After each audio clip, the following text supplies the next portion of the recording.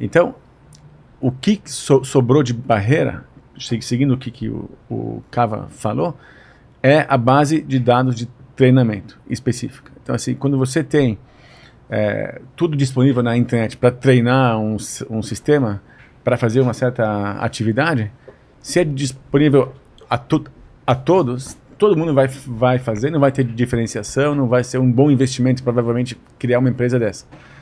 Mas, cada vez mais, a barreira, vamos dizer, o moat, que a gente fala em inglês, o fosso, para ter uma boa empresa, um bom investimento em AI, é ter exclusividade de acesso a esses dados de treinamento. Ter dados específicos que só você tem, ou que quase ninguém mais tem, ou que é difícil de juntar, ou que se juntou ao longo de 20 anos, e só por isso. Então, essa hoje é o ativo. Não é mais o chat fazer o processo, da onde vêm os dados para o treinamento.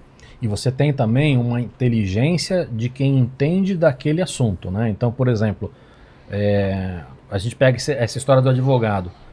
A inteligência artificial, ela vai encontrar padrões ali. Mas talvez ela encontre um padrão que não tem nada a ver. De repente ela chega à conclusão que os contratos que tem mais a palavra cadeira, né, ou sei lá, vossa, de vossa senhoria, de repente ele entende que aquilo são contratos que dão mais certo.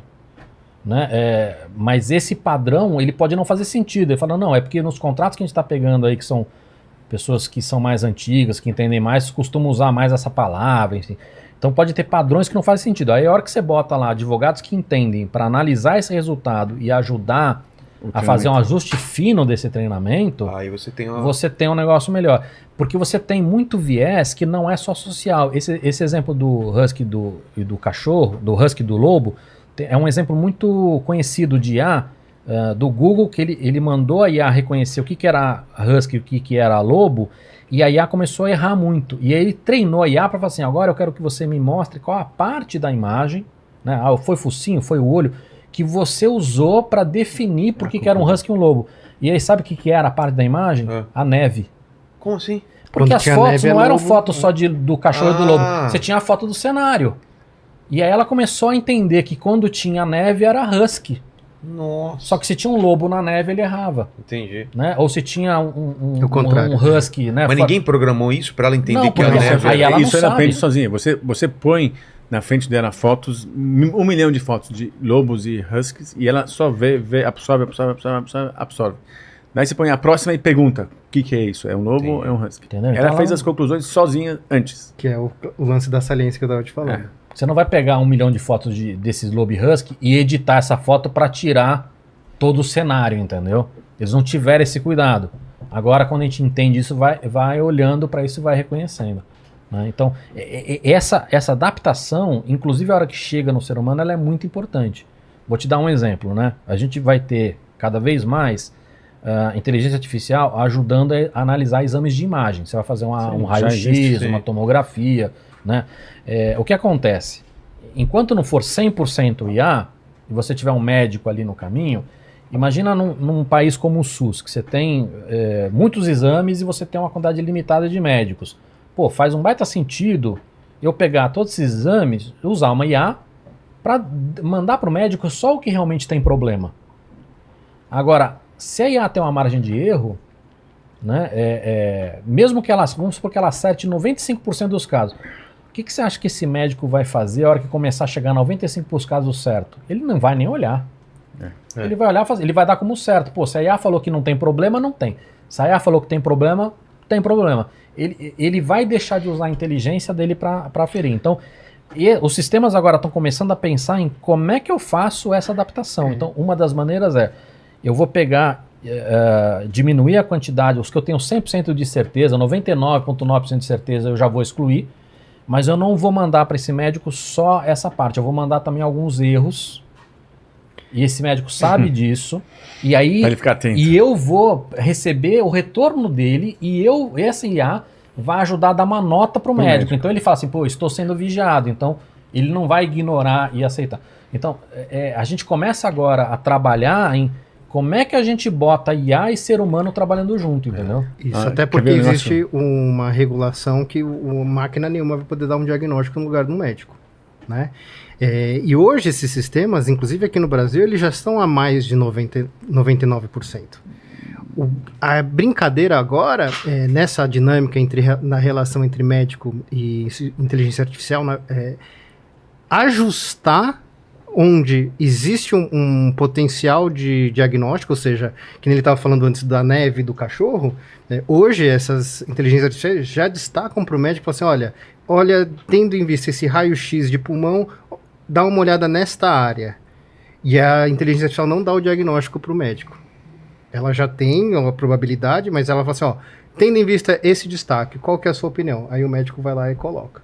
E aí você tem todo um mapa de regressões comparando com o resultado de vários médicos para ter esse score de discrepância e congruência entre o diagnóstico da inteligência artificial e do médico.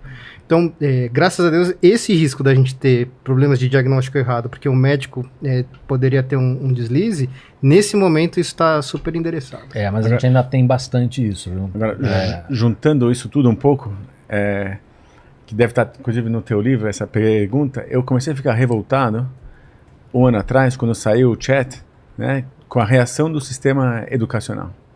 Qual foi a primeira reação das escolas? Repudiar. Proibir. Eu não acreditava. É o contrário. Tem que ensinar abraçar, a usar. Essa é uma ferramenta super poderosa. Lógico, tem que saber usar, tem que saber como usar, não tem que deixar de treinar a criatividade e a cabeça do aluno, mas proibir. O melhor funcionário que eu vou ter amanhã é o cara que sabe usar a inteligência artificial para otimizar, para potencializar a produção. Não o cara que não vai ter contato nenhum com AI. Foi uma reação tão absurda na minha visão. E é parte dessa transição. Você não tem... Assim, o sistema é tão antigo e antiquado que é uma novidade que é para... Não, ele vai usar o chat para escrever o trabalho. Todo mundo vai usar o chat para escrever o trabalho. Depois da escola, na vida profissional, todo mundo vai usar. Mas tem que saber usar e tem que saber como usar. Hoje, o chat é quase de graça, ou de graça na maioria das vezes. Sabe o que está custando dinheiro? Hoje as pessoas pagam uma para outra para comprar prompt. Então, tá aí. Isso vale dinheiro hoje. A gente vê muito isso em empresa também, porque qual que é esse comportamento? É o comportamento de manter a máquina pela máquina. Uhum. Né? Então, por exemplo, dentro de uma corporação, a gente funciona assim. É a frase que você mais escuta na empresa. Aqui funciona assim, aqui é assim. Né? Então, ele não olha para a máquina e fala assim, não, mas funciona assim, mas putz, agora tem uma maneira melhor de fazer. Não, ele trabalha para manter a máquina ali, né?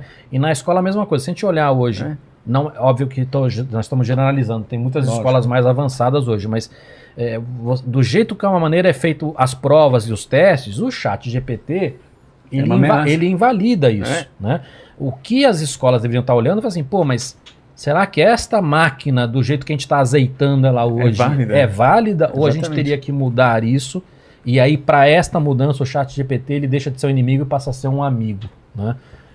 Porque quando você realmente fala vai lá e escreve, faz e não sei o que, sem ter um pensamento crítico em cima, o ChatGPT ele invalida isso. Lógico. Né? Então, essa é a transição difícil, porque no final é todo mundo ser humano. E a mudança cultural é sempre mais demorada e mais dolorosa do que a mudança tecnológica. Opa.